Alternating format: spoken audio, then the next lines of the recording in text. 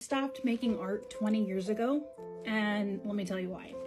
When I was a kid, I was obsessed with making art. I loved all of those how to draw books. I was obsessed with the Disney animators, and I took art in middle school and high school. And then what took over at some point was my love of art history. When I was a junior in high school, and I kind of latched on and never let go. And in the studying of art history, and then subsequently working in museums and things like that, I subconsciously learned that I wasn't good enough as an artist.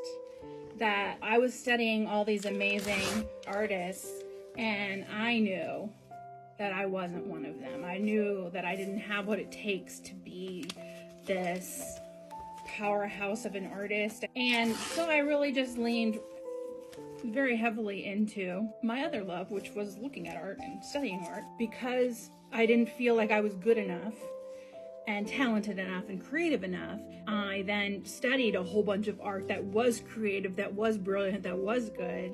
It became this sort of self-fulfilling prophecy. The more good art I looked at, the more I realized I wasn't good enough. The more I settled on the story of, I'm not good enough for this. And I'm not saying at all that we should stop looking at art. I think we need to be looking at more art.